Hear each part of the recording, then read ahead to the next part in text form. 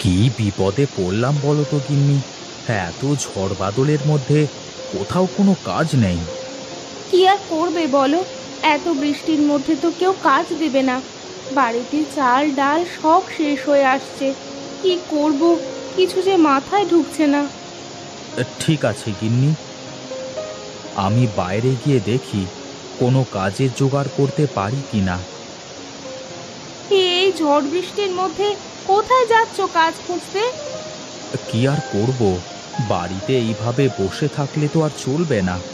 দেখি কোথাও কোনো কাজ পাওয়া যায় কিনা। আচ্ছা বেশ, যাও, তবে ছাতাটা নিয়ে যেও।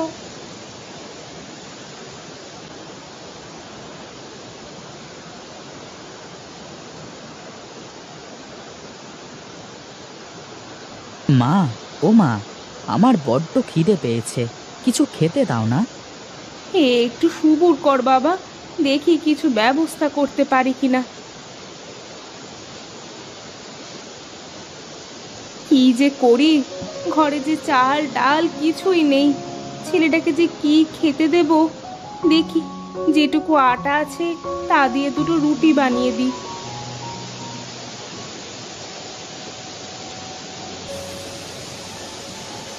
শুধু রুটি কেন মা, ঘরে কি আর কিছু নেই?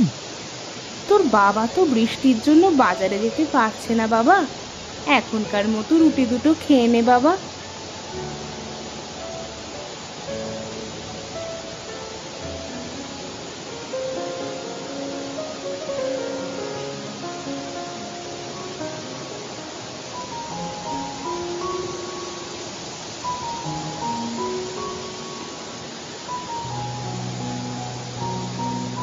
কি গো, তোমার ছাতা কোথায়? এই ঝড় বাদলের মধ্যে ভিজে পুড়ে বাসায় ফিরেছো যে? সে কথা আর বলো না গিন্নি, আমি কাজ শেষ করে বাড়িতে ফিরছিলাম, তখন দেখি এক বুড়িমা ভিজতে ভিজতে রাস্তার মধ্যে হাঁটছে। তাকে দেখে আমার খুব কষ্ট হচ্ছিল, তাই আমি আমার ছাতাটা তাকে দিয়ে এসেছি। ও আচ্ছা, সে ভালোই করেছো। এখন ঘরে গিয়ে মাথাটা মুছে ফেলো দেখি।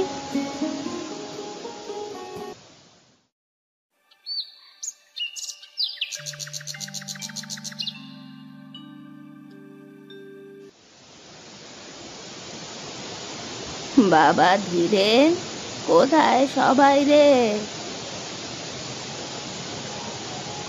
আরে পিসিমা যে, তা এতদিন পরে এই গরিবখানায় পা পড়লো তোমার?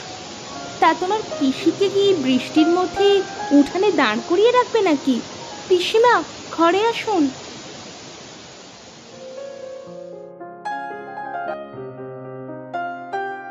তা পিসিমা, ওই দিকের সব ঠিক আছে তো?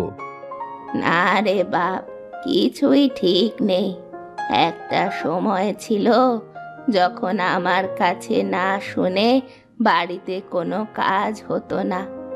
এখন আমি বুড়ি হয়েছি, আমি এখন সবার বোঝা। রহিমপুরের মোড়লের বউ ছিলাম, আজ এই দশা তার। রাগে দুঃখে আমি বাড়ি ছেড়ে চলে এসেছি। ও নিয়ে তুমি কোনো চিন্তা করো না, একটা ব্যবস্থা ঠিক হয়ে যাবে।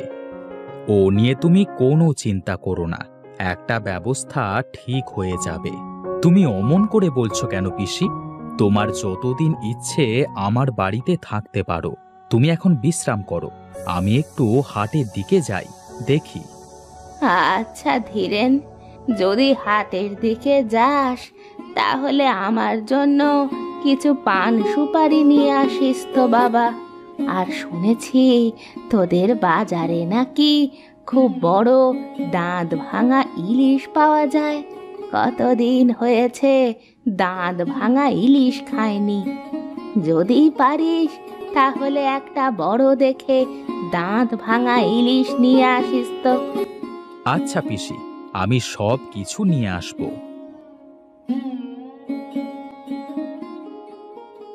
ঘরে তো চাল ডাল কিছুই নেই, তার উপর আবার পিসিমা চলে আসলেন। কি যে করি, আমার তো কিছুই মাথায় ঢুকছে না। আর তুমি অত বড় ইলিশ কেনার টাকা কোথায় পাবে?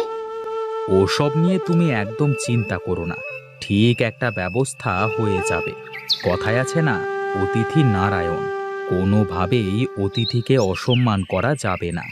যাই দেখি, বাজারে গিয়ে দেখি কোনো ব্যবস্থা করতে পারি কিনা।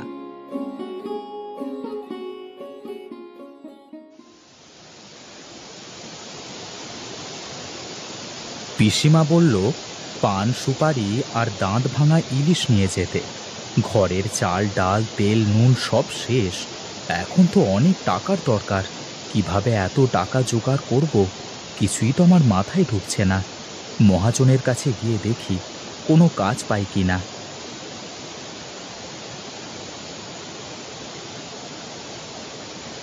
কি রে ধীরেন, এই ঝড় বৃষ্টির মধ্যে আমার বাড়িতে কি মনে করে?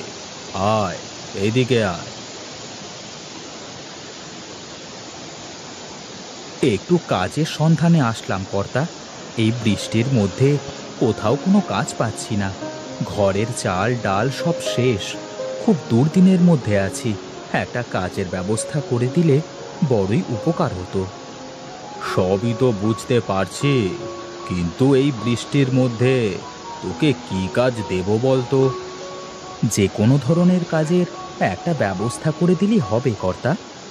পুবের মাঠের ধানের জমিতে নাকি অনেক আগাছা হয়েছে, সেগুলো পরিষ্কার করা দরকার। কিন্তু এই বৃষ্টি বাদলের মধ্যে ভিজে তুই কি পারবি কাজ করতে? হ্যাঁ বাবু, আপনি কোনো চিন্তা করবেন না, আমি আজই কাজে লেগে পড়ছি। না, আজ আর কাজে লাগার দরকার নেই। তুই আজ বাড়িতে যা, কাল থেকে কাজে লেগে পড়িস, কেমন? বাবু, কাজটা আজকে শুরু করতে পারলে অনেক উপকার হতো। বাড়িতে বাজার নেই, তার উপরে আবার পিসিমার জন্য দাঁত ভাঙা ইলিশ কিনে নিয়ে যেতে হবে। কিন্তু এখন তো মুষলধারে বৃষ্টি হচ্ছে। এত বৃষ্টিতে কাজ করলে যে তোর শরীর খারাপ হয়ে যাবে। ওসব নিয়ে আপনি কিচ্ছু চিন্তা করবেন না, আমি আপনার সব কাজ করে ফেলব। বেশ, তোর যেটা ভালো মনে হয় সেটাই কর।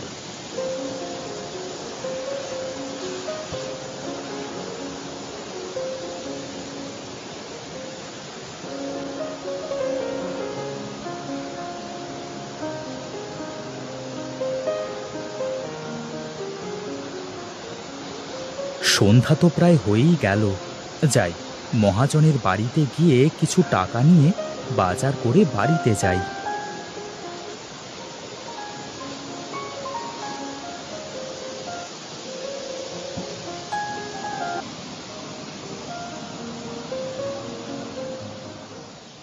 কর্তা বাবু বাড়িতে আছেন?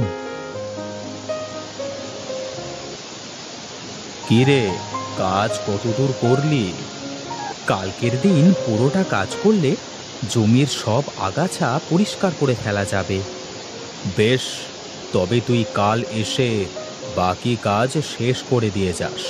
এই নে, এই টাকাটা রাখ, এখানে পুরো 2 দিনের টাকা আছে।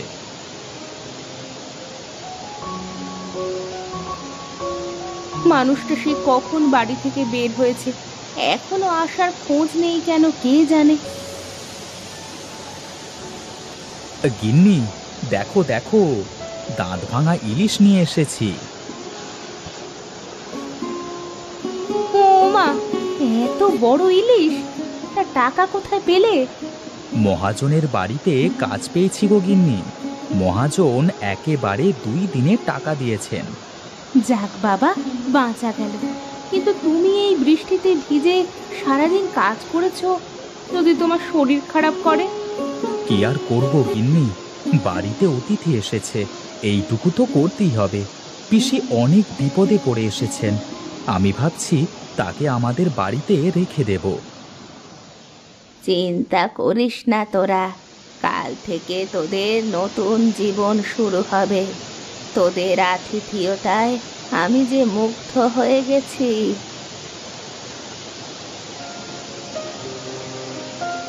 আহ, মরে গেলাম, মাথাটা যন্ত্রণায় ফেটে যাচ্ছে।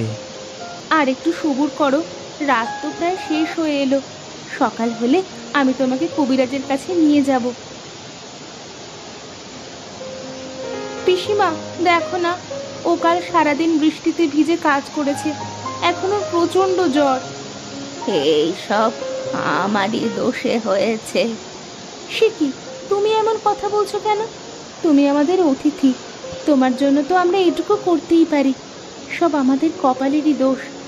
তোদের আতিথেয়তায় আমি মুগ্ধ। তোদের একটা কথা বলার আছে, শোন। কি কথা পিসিমা? আমি তোদের পিসি নই, আমি হলাম এক সাধু। এই সংসারে যেসব সৎ মানুষেরা তোদের মতো বিপদে পড়ে কিন্তু তাদের সততা আর শিক্ষাকে ভুলে যায় না, আমি তাদের উপকার করার জন্য তাদের আপনজনের রূপ ধরে এসে তাদের সাহায্য করি।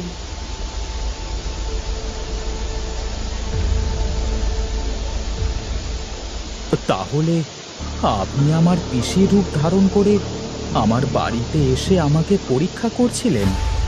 তোর পরীক্ষা তো অনেক আগেই শুরু হয়ে গিয়েছিল, কিন্তু তুই তার কিছুই বুঝতে পারিসনি। মনে করে দেখ, তুই প্রচণ্ড বৃষ্টিতে একটি বুড়িকে ছাতা দিয়েছিলি। ওই বুড়িমা আর কেউ না, আমি ছিলাম। আমি তোকে বর দিয়ে গেলাম, আজ থেকে তোর কোনো কিছুর অভাব হবে না। এই জন্যই বলে সততার জয় সব সময়।